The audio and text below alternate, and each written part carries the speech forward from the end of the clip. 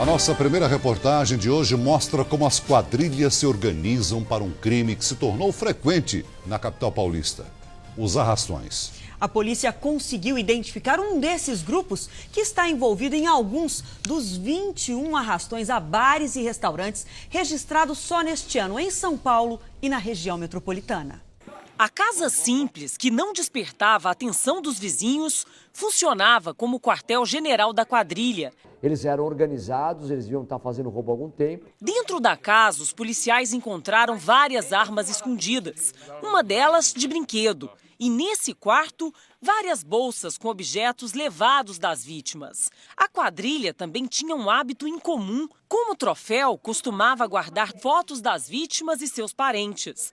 Mais de 30 documentos foram encontrados durante a operação da polícia. Os investigadores começaram a seguir os passos dos criminosos depois de mais um arrastão nessa pizzaria da Zona Sul de São Paulo. O telefone roubado de um dos clientes conseguiu rastrear a quadrilha e levou a polícia até a casa usada pelo grupo. Durante o flagrante, houve troca de tiros entre os policiais e os bandidos. Um dos criminosos, Ricardo Costa do Nascimento, de 22 anos, tentou fugir, mas perdeu o controle do veículo e bateu. O rapaz foi baleado pela polícia e morreu ainda no local. Os outros 3 suspeitos, todos jovens, conseguiram fugir, mas já foram identificados pela polícia.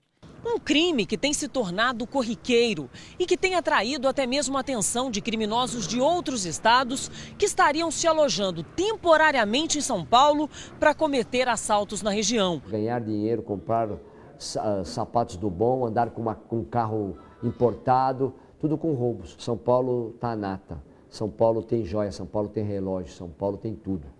Então é isso que eles estão fazendo. E como é que é o jeito? É chegar no roubo. A Justiça mandou soltar os 4 acusados presos pelo incêndio na Boate Kiss de Santa Maria, no Rio Grande do Sul. As famílias das vítimas criticaram a decisão. 242 pessoas morreram na tragédia. Pais e parentes das vítimas da tragédia acompanharam o julgamento do pedido de habeas corpus do vocalista da banda Gurizada Fandangueira, Marcelo de Jesus dos Santos. Por 3-0, o Tribunal de Justiça concedeu a liberdade provisória ao réu.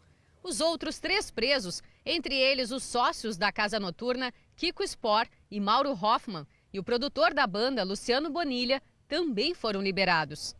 Os 4 presos denunciados pelo Ministério Público acabaram sendo beneficiados pelo chamado efeito extensivo, quando o pedido de habeas corpus, uma vez aceito, se estende aos demais réus indiciados pelo mesmo fato. A decisão foi recebida pelos familiares das vítimas com surpresa e muita indignação. O advogado de um dos réus chegou a ser agredido com um tapa. E outra! Calma. É inadmissível que haja essa confusão entre o advogado e o cliente, né? Segundo o advogado da Associação das Vítimas, o Ministério Público Estadual deve entrar com recurso para manter a prisão dos acusados. Nós não esperávamos isso. Nós achávamos que Tribunal da Justiça,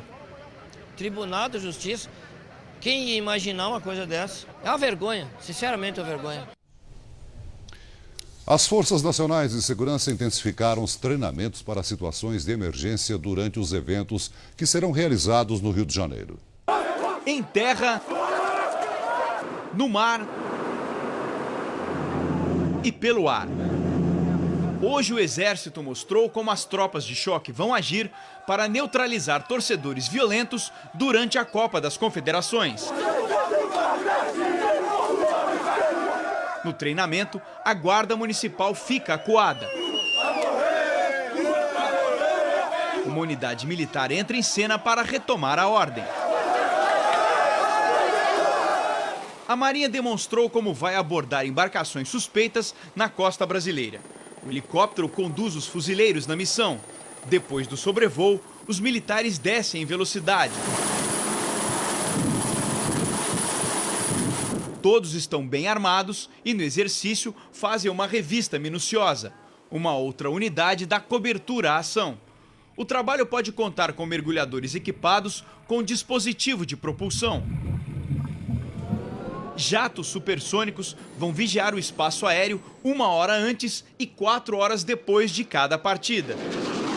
Nessa simulação que nós estamos acompanhando, a aeronave que invadir o espaço aéreo reservado terá até 3 minutos para se identificar. Se isso não acontecer, o avião será interceptado por um caça da Força Aérea Brasileira. Num raio de 8 quilômetros dos estádios, nenhum avião poderá sobrevoar. A polícia prendeu hoje um homem acusado de fazer parte de uma quadrilha que assaltava carros no estacionamento dos supermercados de São Paulo. Os criminosos agiam durante o dia e levavam objetos deixados nos veículos. As imagens mostram a ação da quadrilha no estacionamento de um supermercado. O carro preto estaciona, o motorista desce e não trava a porta. Em seguida, os criminosos param na vaga à frente. A ação é muito rápida. Repare que um dos assaltantes sai agachado do carro da vítima e foge. O dono do veículo chega ao local e percebe que teve os objetos furtados. A polícia investigava o bando havia 2 meses. Com a ajuda das imagens, identificou a placa do carro usado pela quadrilha. O proprietário do veículo é Rubens Yoshida, de 34 anos, que foi preso em casa. Para a polícia, Rubens disse que apenas transportava a quadrilha até o local dos furtos. Ele ficaria no transporte dos outros criminosos. É claro que isso é uma alegação que não lhe favorece, visto que participando do crime, ele concorrendo para o crime, responde nas mesmas penas. Mas na casa de Rubens, a polícia encontrou computadores, GPS, celulares, uma arma de brinquedo e um colete à prova de balas, também roubado. De acordo com o delegado, outros integrantes foram identificados e estão sendo investigados. 3 vítimas já vieram até a delegacia e reconheceram os pertences. As investigações prosseguem justamente nesse sentido, identificar outras vítimas, bem como de prender os outros indivíduos que participam da quadrilha.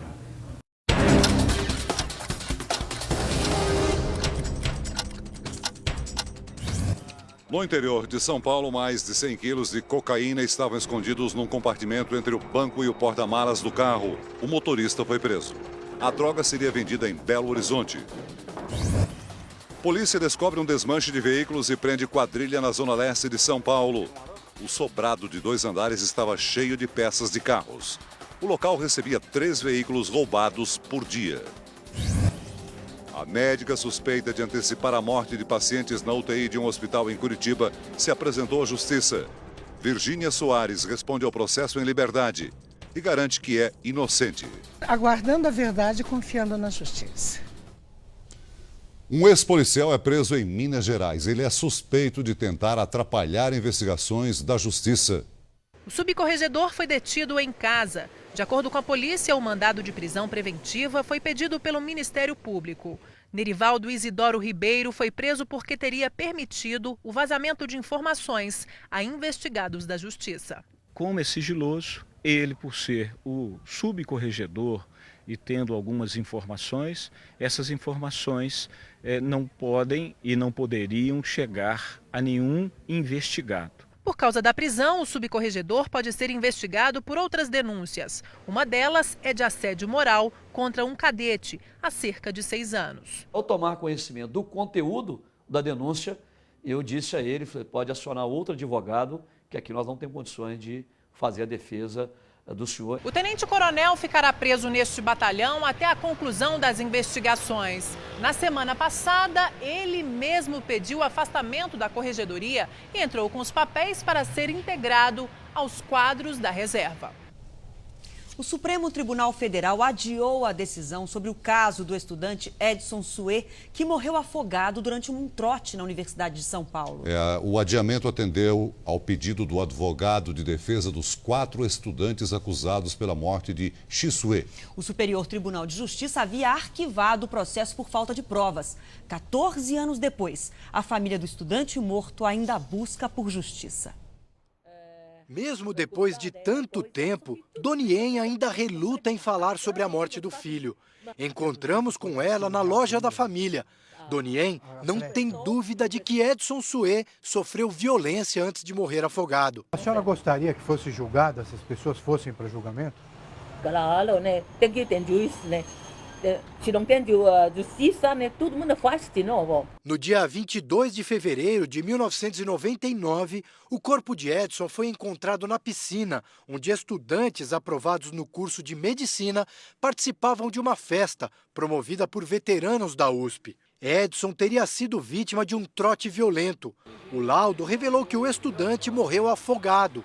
O processo apontava 4 estudantes organizadores da festa como os responsáveis pela morte de Edson, mas foi arquivado porque o Superior Tribunal de Justiça considerou que não havia provas suficientes para incriminar os acusados e que tudo não passou de uma brincadeira de mau gosto. A promotora de justiça que trabalhou no caso diz que durante 2 anos de investigações foram ouvidas testemunhas e levantados dados que provariam que houve um homicídio.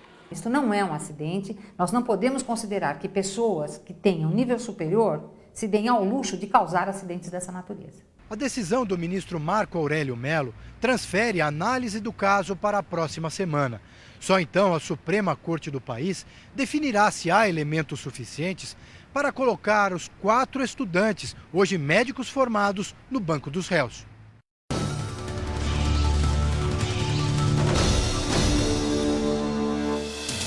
O bandido escorrega e cai ao sair do carro para assaltar uma lanchonete em Porto Alegre. Armado, ele empurra um cliente que também cai no chão. Outros 2 ladrões entram na loja. Eles recolhem celulares e roubam tudo que está em cima das mesas. Rendem um funcionário e levam todo o dinheiro do caixa. Depois fogem. A polícia investiga uma quadrilha de clonagem de cartões que age no Vale do Paraíba, interior de São Paulo. No começo do mês, neste shopping de Guaratinguetá, um dos bandidos instalou o equipamento conhecido como chupa-cabra. Dias depois, ele voltou com um comparsa e retirou a tela falsa do terminal. A dupla teria roubado R$40 mil. Até agora, os criminosos não foram presos. Com a autorização da Justiça e depois de muitos protestos, várias árvores foram derrubadas hoje em Porto Alegre. O objetivo é duplicar uma das principais avenidas da cidade para a Copa do Mundo. Os manifestantes, que estavam há mais de 40 dias no local, dormiam nas barracas quando os policiais militares chegaram de surpresa. A ação aconteceu durante a madrugada. Alguns jovens tiveram que ser contidos pelos policiais. 27 deles foram detidos. O acampamento e os cartazes foram recolhidos. Em torno de 4 horas da manhã, então, quando as pessoas que ali estavam no acampamento estavam mais tranquilas e menos exaltadas. E pouco depois, ainda na madrugada, as motosserras já começaram a funcionar.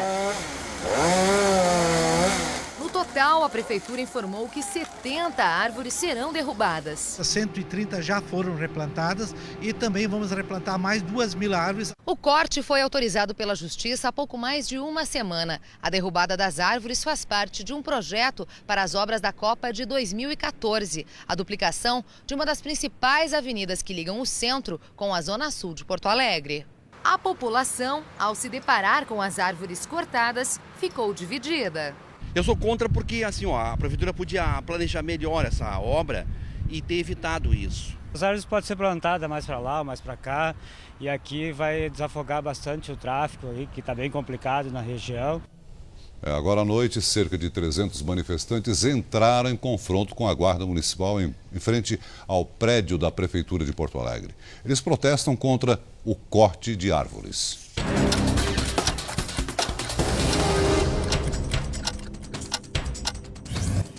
Um ferro velho pegou fogo na periferia de Salvador, na Bahia. Os bombeiros tiveram dificuldades para chegar ao local.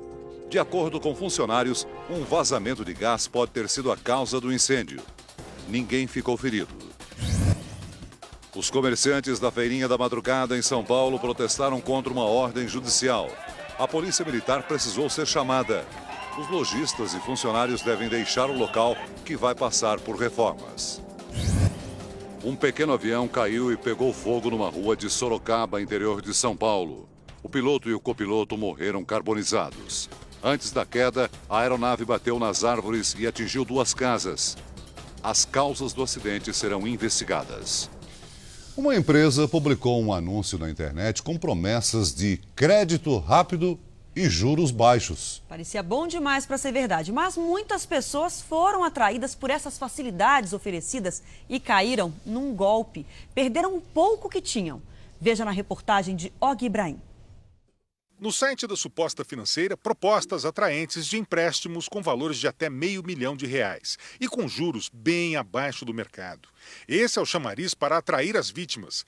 Este jovem queria R$3 mil emprestados, preencheu um cadastro, fez depósitos para a empresa, tudo pela internet. Até hoje não viu a cor do dinheiro. Depois que eu fiz o depósito, no dia seguinte eu liguei para a empresa, me atendeu o Lucas e disse que eu não tinha nenhuma negociação com eles. O atendente passou a ele 2 contas de pessoas físicas para depósito, o que não é normal. Além disso, alegou que o dinheiro depositado seria para o seguro-fiança, o que é mais incomum ainda nos empréstimos pessoais. Nós ligamos para a empresa e eles garantem a liberação do dinheiro em pouco tempo. Nesse momento agora, mais 36 horas, o senhor já vai estar avistando o dinheiro na conta do senhor. Mas também teríamos de pagar uma taxa antes. Fomos até o endereço indicado no site. Aí veio a surpresa. Para não levantar suspeitas, os golpistas usavam quase o mesmo nome de um banco que fica aqui neste prédio, numa zona nobre de São Paulo. Até o endereço fornecido por eles no site é o mesmo. Só que só chegando aqui para pedir informações é que as vítimas descobriam que tinham caído num golpe. Na recepção, tivemos a informação de que várias pessoas já procuraram o banco para saber dos falsos empréstimos.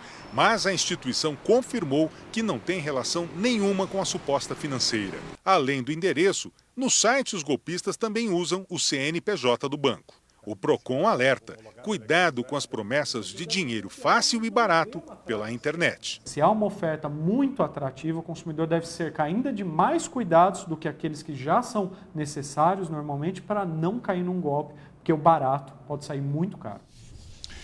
Olha, boa parte da maconha que entra no Brasil vem do Paraguai. São mais de 1.100 quilômetros de fronteira com o Mato Grosso do Sul. Na terceira reportagem da série Maconha, a erva proibida, vamos conhecer os truques usados pelos traficantes para tentar entrar com a droga no Brasil.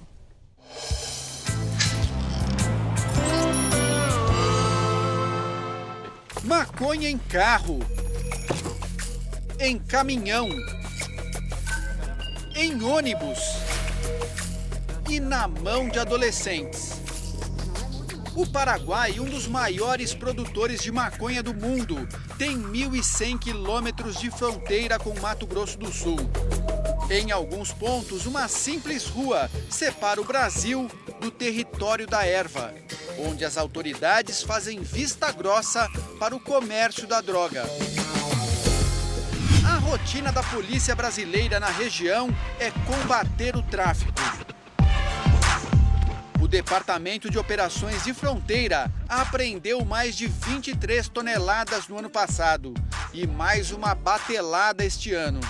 Esse é o depósito do Departamento de Operações de Fronteira. No final do ano passado, a polícia mandou incinerar toda a maconha que estava guardada aqui. Não adiantou muito, em apenas 5 meses, olha só como está a sala de novo. Totalmente lotada de maconha. Só droga apreendida nos últimos meses. Tem mais de 15 toneladas hoje aqui. Eles embalam a droga com todo tipo de papel. Olha só, verde aqui. A última apreensão na semana passada, a quadrilha, para disfarçar, embrulhou a maconha como se fosse madeira. O caminhão viajava à noite e parecia o de uma madeireira. Mas toras de verdade só nas extremidades da carreta. Um truque para enganar a fiscalização. Embaixo da madeira, muita maconha, 9.000 quilos. O motorista foi preso e a polícia precisou de um mutirão para retirar toda a carga. Quase todos os carros neste pátio foram apreendidos transportando maconha. Em alguns casos, os traficantes não se dão nem ao trabalho de esconder a droga. Foi o que aconteceu com este veículo aqui, que estava com os pacotes expostos na caçamba, quando o motorista deu de cara com os policiais numa estrada de terra. Este outro aqui tinha escondido maconha no meio das sacas de milho, olha só. Quando percebem que tem algo errado, o motorista fica nervoso, a polícia praticamente desmonta o carro inteiro, vira o veículo de ponta cabeça até encontrar. Foi o que aconteceu com este veículo importado. Depois de encontrar droga no painel, a polícia ainda cortou os pneus para achar mais maconha. A Polícia Rodoviária Federal é outra pedra no sapato dos traficantes. São mais de 200 agentes na região. Só este ano, eles já apreenderam 6 toneladas de maconha. Apesar da fiscalização, muita droga atravessa as barreiras. Calcula-se que para cada quilo apreendido na fronteira, 5 passem e cheguem até as grandes cidades brasileiras. Nos últimos meses, até o Exército tem ajudado no combate ao tráfico na região. Estamos em Mato Grosso do Sul, na BR-463, em direção ao Paraguai. Esta região é a principal rota do tráfico de maconha no Brasil. Atualmente, com a seca no Nordeste, a gente pode dizer que essa aqui é a única porta de entrada para a droga nas regiões Sul e Sudeste. E não é uma estrada apenas, são várias estradas aqui na região, de asfalto, de terra, que são usadas pelos traficantes. Entre fazendas e sítios, um emaranhado de estradinhas. A fiscalização aqui não escolhe terreno, também come poeira para prender traficantes no meio das plantações. Ponta Porã é a maior cidade da região. Aqui nós estamos numa avenida, deste lado da avenida é o Brasil, do lado de lá é o Paraguai. Aqui é a cidade de Ponta Porã, Mato Grosso do Sul, e do lado de lá é a cidade de Pedro Juan Cabaleiro. É só cruzar a rua, estamos no Paraguai. Trânsito desorganizado e seguranças armados nas calçadas chamam a atenção. Basta parar o carro que surgem jovens com produtos para vender, inclusive maconha. Gravamos uma negociação com a câmera escondida na mochila. Este garoto diz que tem marihuana a partir de R$30. A partir de 30, então. 30 mais dá muito. Pedimos só uma pequena quantidade. Ele chama um amigo, também adolescente. Vende 20, 30, 25. O rapaz vai buscar a droga. Minutos depois, volta com a maconha. Só tem que 20, 30. O carro da polícia paraguaia passa. Passou uma viatura de polícia. Mas o garoto nem se importa. Quantos anos tem, né? 14. Nós desistimos do negócio. Graças. Muitas graças. Só. Não. Mas se tivéssemos comprado a droga, teríamos cruzado a fronteira sem qualquer fiscalização. E agora a gente está aqui entrando no território brasileiro. Para quem trafica, a etapa mais arriscada da viagem é passar pelos postos policiais nas estradas. Este é o mais rigoroso. Este ano, 2 toneladas de maconha terminaram a viagem aqui. Seja qual for o esconderijo, a polícia acha. A droga também viaja de ônibus com frequência por aqui. Passageiros são interrogados, um a um. Eu acho que tem que revistar. Tem muita coisa que é errada e o povo tem que revistar mesmo. Lá fora, pente fino nas bagagens. Alimentos são mais baratos no Paraguai, mas isso acaba obrigando os policiais a abrir tudo. Nem o motor dos carros escapa da blitz. Começa a escurecer aqui nessa estrada e os policiais sabem que vão ter muito trabalho com as bagagens durante a noite, quando é bem mais difícil revistar as malas. Mas nesse horário eles contam com a ajuda do Joy, um cão farejador treinado para identificar droga dentro dos carros e dos ônibus. O cão faz o trabalho muito mais rápido que os policiais, que agora precisam de lanternas para enxergar. Repare neste carro que vai em direção ao Paraguai. O policial checa o chassi e libera. O carro é seguido pela polícia. O veículo para a 100 metros da fronteira e segue para o país vizinho. Horas depois, surpresa, o carro volta e é parado de novo. O pente fino começa. Lataria, porta-mala, vidros, painel. A conversa dos ocupantes intriga os policiais. Eles dizem ter viajado de São Paulo para comprar presentes, mas voltam de mãos abanando. Rodaram 1.000 quilômetros, entraram no Paraguai e não gastaram nada e já estão voltando. Infelizmente, né, É? senhor? Nós não tinha, né? 1 hora depois. Nós rodamos lá e não achamos nosso dinheiro, não deu, né, senhor? É duro acreditar nessa história aí, hein? Eu sei que é difícil mesmo, nós rodar 1.000 quilômetros e não levar nada, eu sei como que é. Meia hora depois, a conclusão. A polícia desconfia que os dois desistiram de pegar a droga por causa da fiscalização. Pode ser que eles estivessem fazendo um teste da volta. Fazendo um teste da volta. Ah, entendi. Existe essa possibilidade. Agora preste atenção neste carro prata. Um motorista e um passageiro. A viagem vai terminar aqui. Desta vez, nem foi preciso cão farejador. Aqui parece que tem alguma coisa aqui dentro, aqui, ó. Diferente. Só pelo barulho, o senhor desconfia? Diferente da lata aqui. A batida aqui é seca e aqui ela é... Ah, olha só. Entendeu? Aqui é mais oco. Isso. E aqui parece que tá recheado, mais consistente. Isso. No meio da noite, no meio da estrada, começa o desmonte. Olha aí. Olha quanta droga. Maconha, né? Maconha. Olha como que eles fazem. Eu suspeitava. Olha aqui, embaladinho. Pronto para venda esse aqui e é provavelmente para São Paulo. Ele já falou? Ele já disse para onde ia? Sim, para o estado de São Paulo. Para São Paulo. Isso. Para diminuir o cheiro, eles embalam em plástico e passam a fita várias vezes. E às vezes colocam um produto com cheiro mais forte, como café, para tentar disfarçar esse cheiro. Do outro lado, mais droga escondida. A situação dos ocupantes é grave. Prisão em flagrante por tráfico. Bom, com toda essa maconha dentro do carro, ele está sujeito a uma pena de quantos anos? Esse daqui é de 5 a 15 anos pelo tráfico internacional. De 5 a 15 anos de cadeia. Isso. É. O passageiro, um senhor de 57 anos, morador da zona norte de São Paulo, já está algemado do lado de fora do posto. Ele diz que não sabia que o amigo transportava droga. Sinceramente, se eu soubesse, eu não viria. Ele falou assim, quer ir comigo? Pelo menos você conhece. Eu falei assim, não tô fazendo nada, eu vou. A maconha vai para a balança. Mais de 30 tabletes. Tem que ser pesado em 2 etapas. No total, mais de 28 quilos. O motorista se chama Cledilson, 37 anos, pai de 2 filhos e também morador da capital paulista. Ele diz que ia levar a droga até uma cidade na divisa com São Paulo. Quanto estão te pagando, cara, pra isso aí? 4.000. 4.000 pra você levar até Bataguaçu? Aí as pessoas iam sumir pra lá. Aí o carro tá prontinho pra você dirigir, só te deram a chave. Só a chave.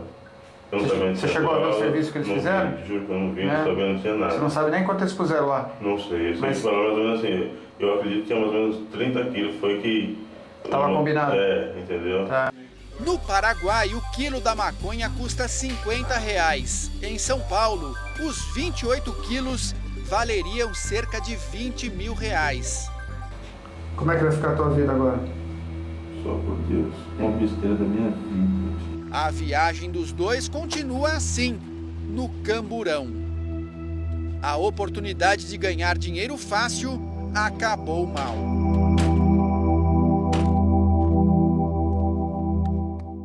Excelente trabalho desenvolvido pelos policiais da Polícia Rodoviária Federal. Agora é incrível. De investimento nisso, né? Incrível a artimanha, o artifício dos traficantes, né? Que inventam cada vez uma maneira de esconder a droga, armas. E é preciso investir nesse controle na fronteira, porque as armas entram, a droga entra e a gente sofre aqui com uma criminalidade horrível. E nós precisamos ter uma legislação mais rigorosa, pesada para os traficantes, viu? Agora vamos falar do ídolo do basquete brasileiro, o ex-jogador Oscar Schmidt, de 55 anos, volta à batalha contra um câncer no cérebro. Maior cestinha da história do basquete brasileiro, Oscar sempre teve a vitória nas mãos. Agora, precisa dela na cabeça. Há 2 anos, Oscar tratou um câncer no cérebro, retirou um tumor de 6 centímetros sem sequelas. Passou a fazer acompanhamentos periódicos e, num destes exames, descobriu que a doença voltou de forma mais agressiva.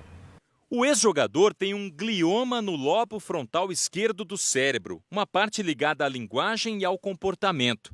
Um tumor de 3 milímetros, bem menor que o anterior, foi retirado numa cirurgia no final do mês passado. Do ponto de vista prático, a gente não consegue falar em cura para esse tumor. Então a gente vai pensar nesse tumor do Oscar como se fosse qualquer doença crônica. Oscar passa por sessões de radioterapia e toma medicamentos quimioterápicos. O médico que acompanha o tratamento está otimista. Isso é uma doença que, com o tratamento completo, eu acredito que nós temos grandes chances de controlar essa doença aí por vários anos. Oscar voltou a trabalhar. Ele deu uma palestra para alunos de uma faculdade de São Paulo e falou sobre o tratamento. Espero que o tratamento resolva. Se não resolver, paciência. Minha vida foi muito boa. Foi linda a minha vida, consegui tudo que eu queria. E só falta agora setembro, espero viver até lá.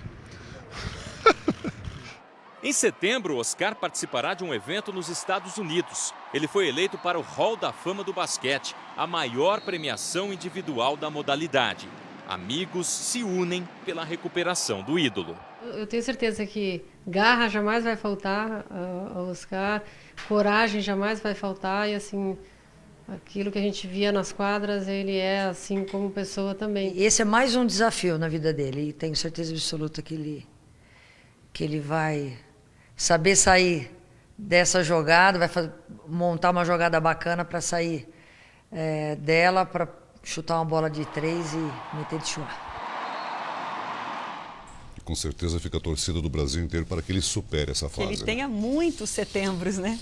No Rio de Janeiro, clientes brigam na justiça contra um dos maiores bancos do país. Eles querem de volta o dinheiro perdido quando o Santander decidiu alterar contrato sem pedir autorização.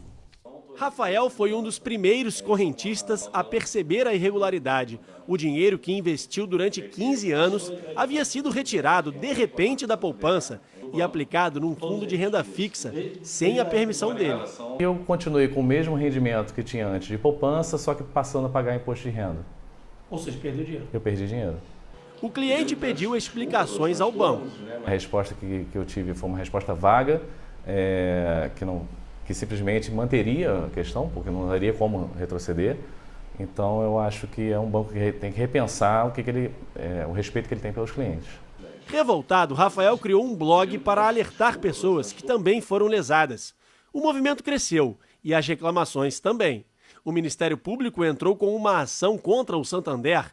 Em março deste ano, a Justiça do Rio concedeu uma liminar em favor dos correntistas.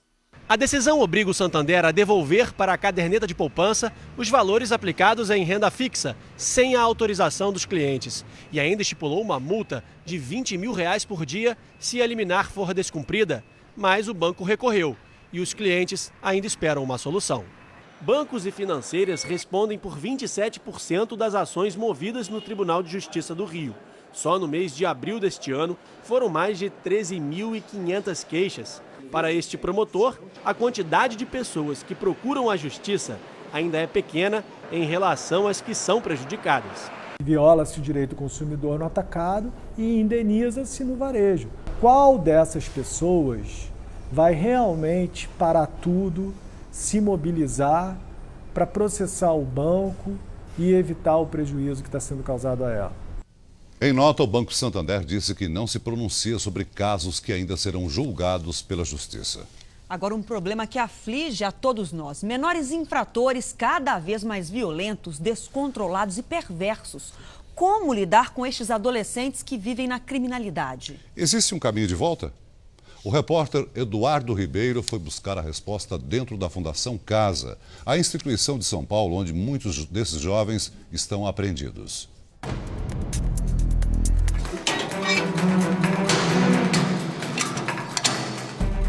Difícil dizer em quanto tempo um desses jovens vai se envolver de novo com o crime.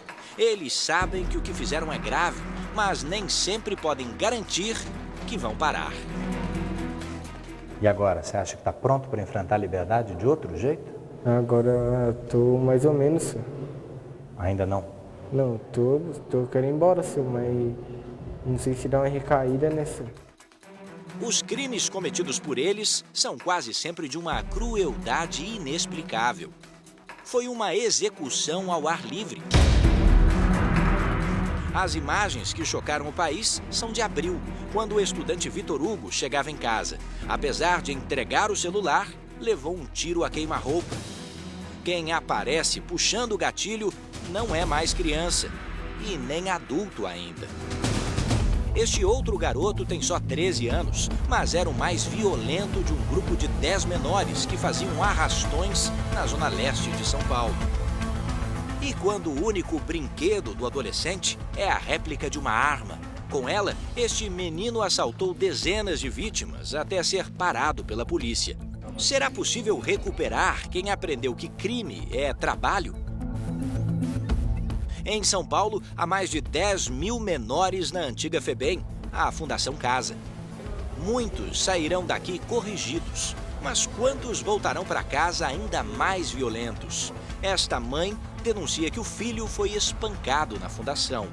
É por isso que muitos adolescentes saem revoltados de lá. Porque eles falam, ele vai para uma casa de reabilitação. Isso não é uma casa de reabilitação, isso é uma casa de espancamento.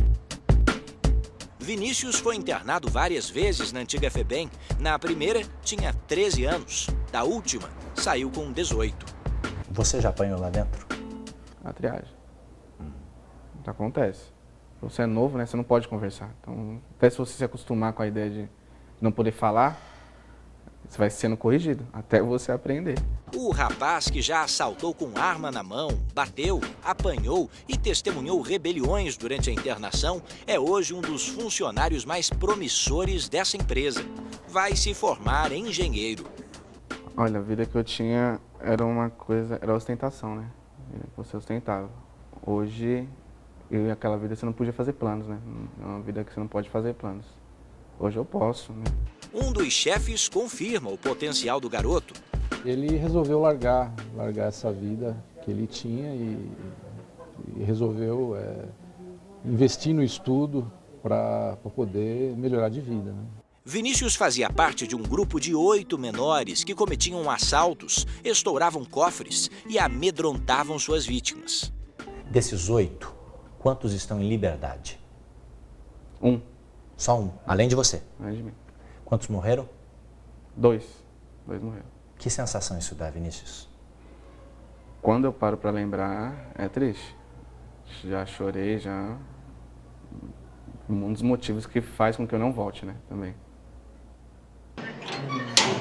Você vai entrar conosco agora na unidade da Fundação Casa de Atibaia. Mais de 90% dos menores internados aqui nessa casa têm envolvimento com o tráfico de drogas. São 61 adolescentes com idades entre 12 e 20 anos. Todos eles meninos. Você viu a segurança reforçada? 2 portões que não abrem ao mesmo tempo, mas esta porta aqui. A arte de muitos deles nas ruas, da pichação, aqui nas paredes aparece com outros motivos. As palavras responsabilidade, direitos, um pouco mais à frente, justiça, cidadania. Parece que você está entrando numa escola, não fossem as grades. Esses menores passam cerca de 10 horas por dia aqui com algum tipo de aprendizado. De manhã, aula regular. À tarde, obrigado. À tarde, você tem cursos de formação. Nesse momento, nessa sala, informática. Curso de hoje, digitação. Eles estão passando um texto do papel para o computador. E nessa outra sala, um curso que chama a atenção de muitos deles. Alimentação. 8 adolescentes preparando 2 bolos agora à tarde. Vai mexendo, filho. Não, não é mexendo assim. Você tem que apenas fazer isso daqui, ó. Certo? As mãos tatuadas, que já intimidaram dezenas de pessoas, agora seguem à risca uma nova receita.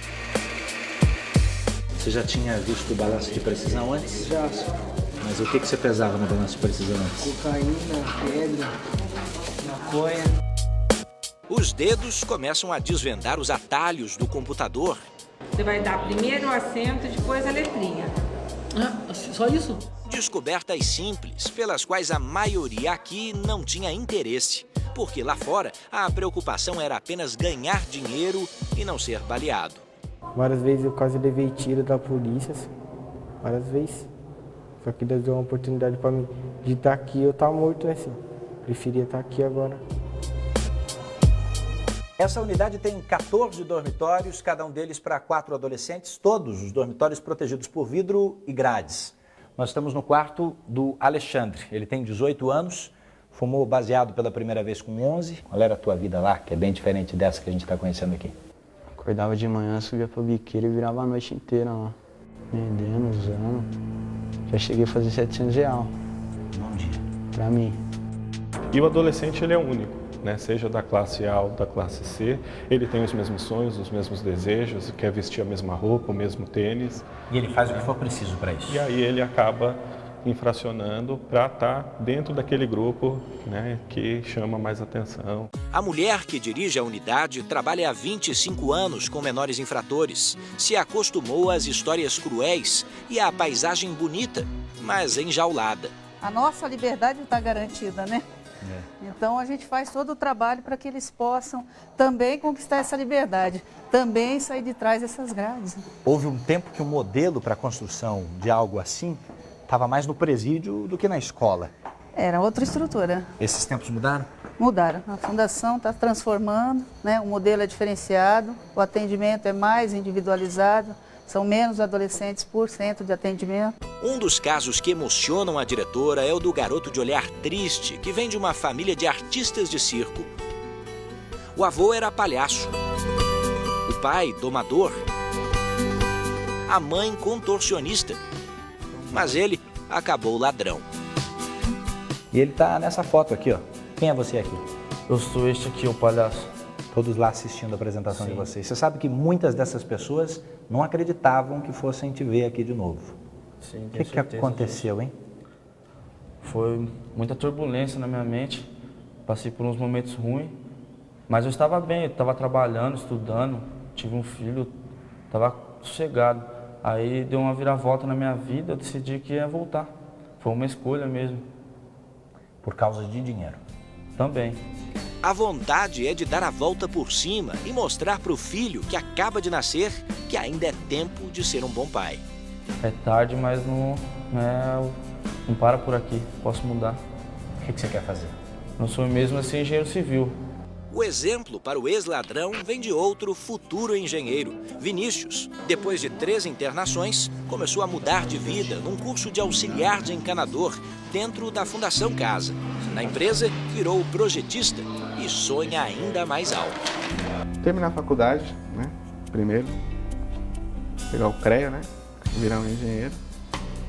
E quem sabe sentar nessa mesa, porque essa mesa é de gerente, né? O dentista que teve o corpo queimado por criminosos teria sofrido uma parada cardiorrespiratória agora à noite em São José dos Campos, interior de São Paulo. Mas os médicos ainda não confirmam. Alexandre Gadi, de 43 anos, está internado e corre risco de morrer. Os bandidos invadiram o consultório dele e se irritaram porque não encontraram dinheiro. A polícia procura os autores do crime. Um novo boletim médico será divulgado amanhã. O desempenho da economia brasileira no primeiro trimestre ficou abaixo da expectativa do governo. O aumento do PIB foi de 0,6%. O ministro da Fazenda, Guido Mantega, já admite que a previsão de crescimento de 13,5% para este ano deve ser revista. 5 meses já se foram e a fábrica de triciclos de carga ainda não conseguiu acelerar. As encomendas caíram 15% com a incerteza dos clientes. Eles ficaram na dúvida e ainda não definiram a compra, os investimentos. Eles estão aguardando para ver o mercado se vai reagir ou não. O desempenho fraco do setor industrial foi a principal causa da reação lenta da economia brasileira no primeiro trimestre. O resultado do Produto Interno Bruto divulgado hoje pelo IBGE ficou abaixo do que a maioria dos analistas previa.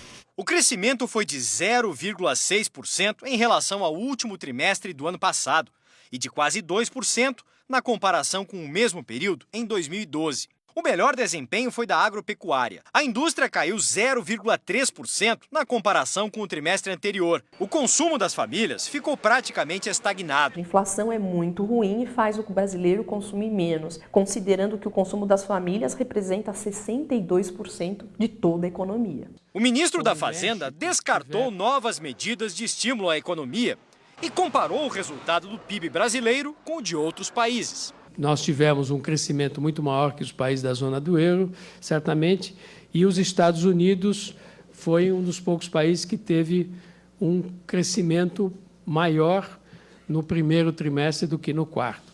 Os números da economia repercutiram no Congresso. A crise interfere bastante no nosso crescimento e isso traz preocupações a todos nós. O Brasil ainda é uma economia fechada, ou seja, o crescimento depende mais de fatores internos. E aí é que estão as nossas dificuldades, que estão muito associadas a essa perda de competitividade da indústria e à baixa taxa de investimentos. E o governo federal decidiu acelerar o ajuste da taxa básica de juros para conter a inflação. Em reunião que terminou há pouco, o Comitê de Política Monetária do Banco Central, o Copom, elevou a taxa Selic em 0,5 ponto percentual. Com isso, o juro básico, que influencia boa parte das taxas do mercado, voltou para 8% ao ano. E o governo encontrou uma saída para aprovar a redução de 20% na conta de luz dos brasileiros. Mas antes da solução, houve tensão entre Congresso e governo.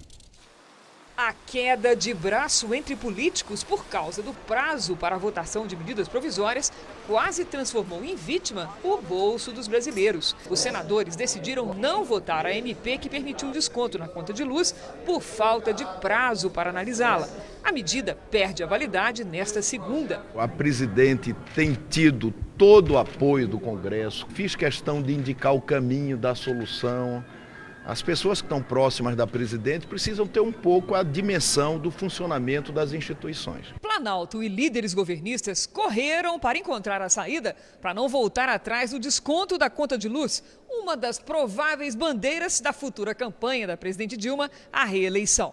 O jeito foi incluir o assunto numa outra medida provisória, a que reduz impostos sobre os produtos da cesta básica e que deve ser votada na Câmara na próxima terça-feira. A medida provisória 609 trata de isenção tributária e também de subsídios, por isso tem identidade de matéria. Eu acho que o governo edita muitas medidas provisórias. Isso aqui não é apenas um lugar para se carimbar um projeto que vem da Câmara. O senador tem que ter condições de examinar. Na busca pela solução, a presidente Dilma chegou a cancelar viagem e reuniu-se com o líder Eduardo Braga.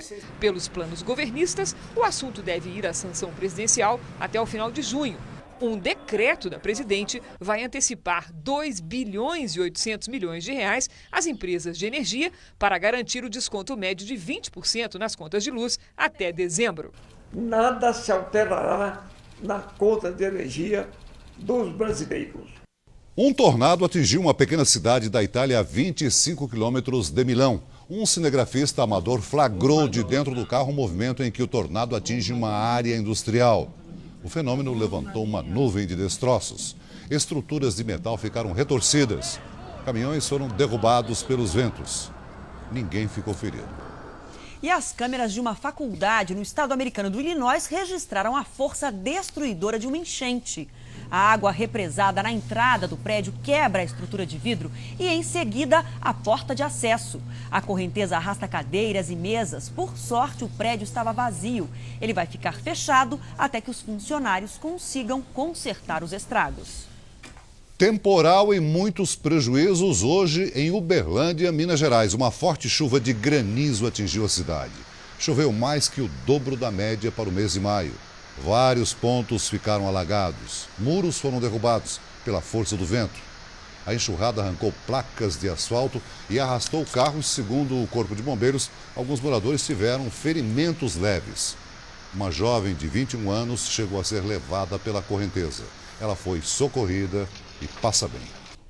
Um estudante americano de 17 anos vai responder pela acusação de planejar um massacre na escola onde estudava.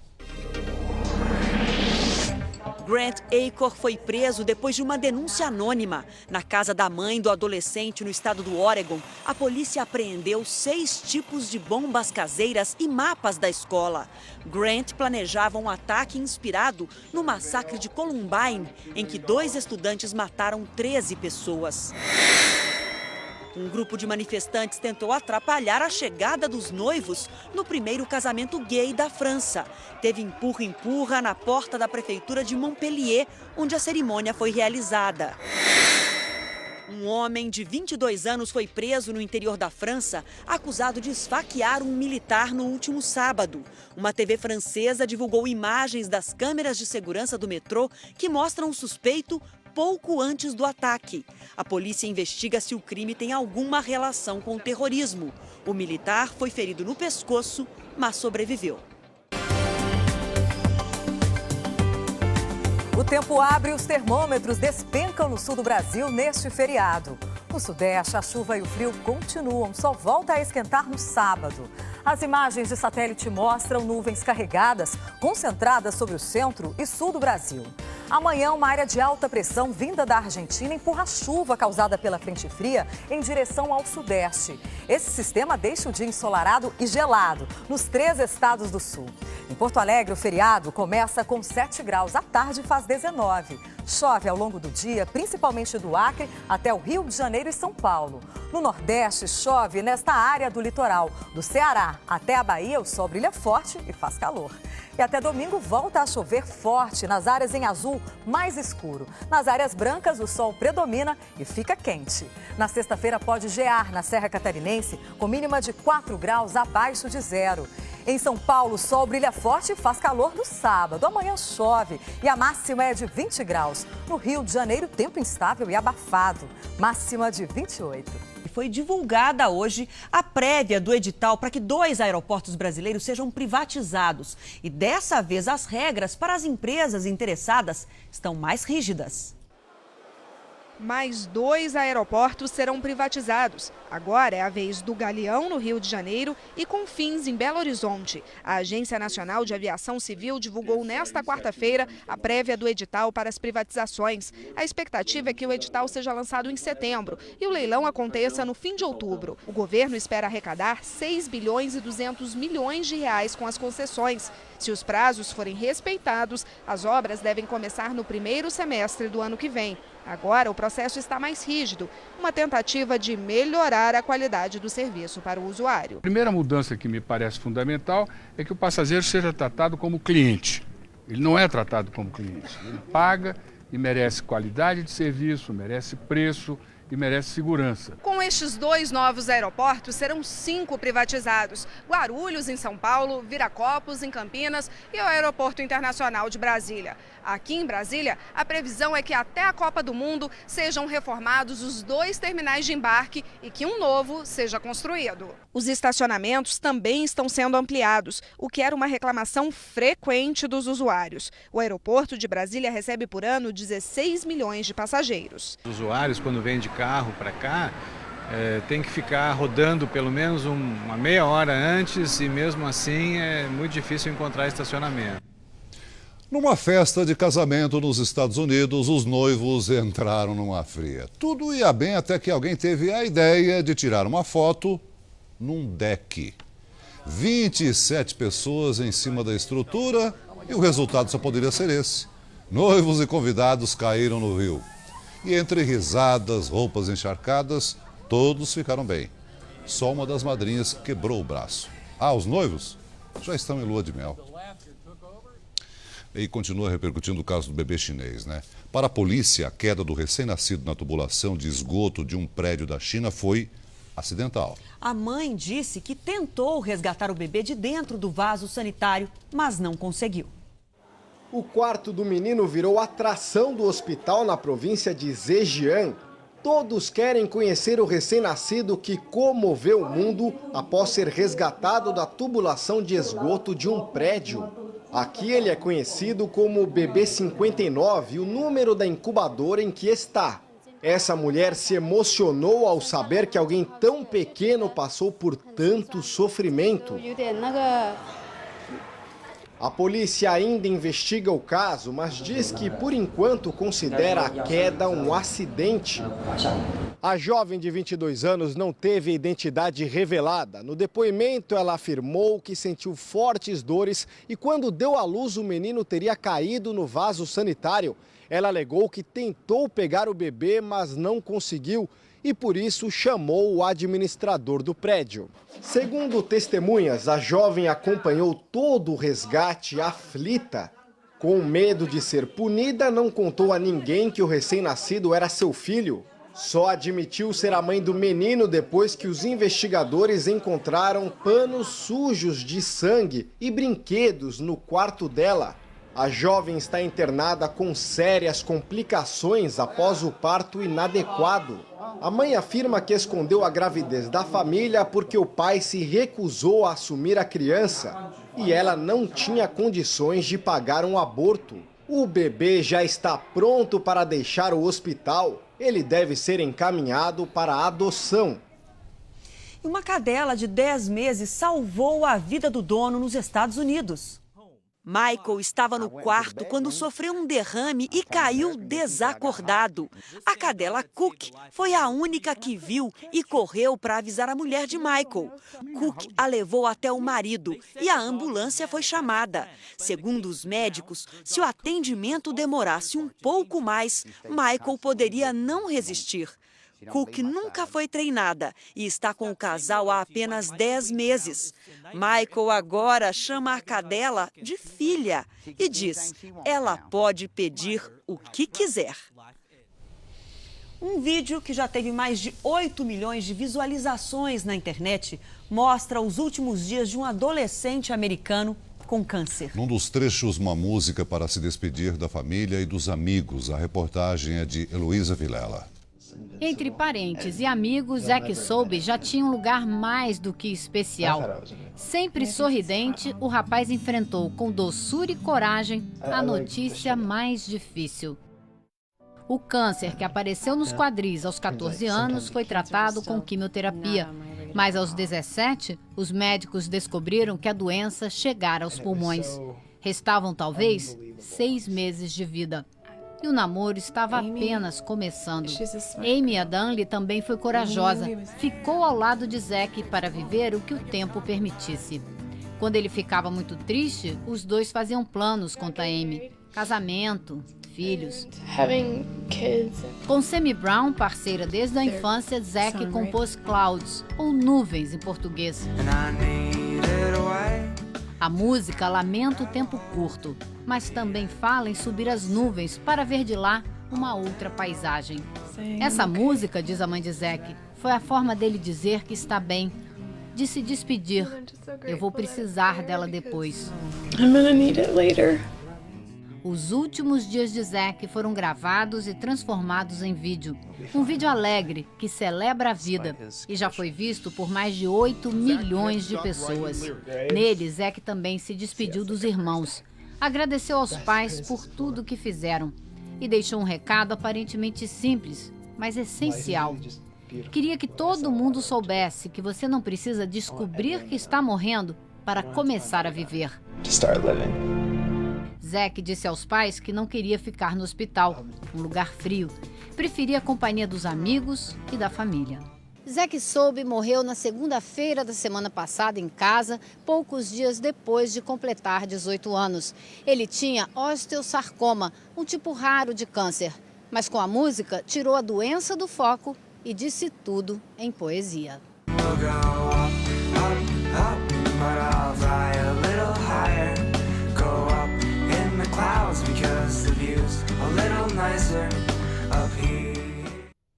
O Jornal da Record de hoje termina aqui. Fique agora com a minissérie José do Egito. Logo depois, não perca a Dona Xepa. Uma ótima noite para você. Boa noite, até amanhã.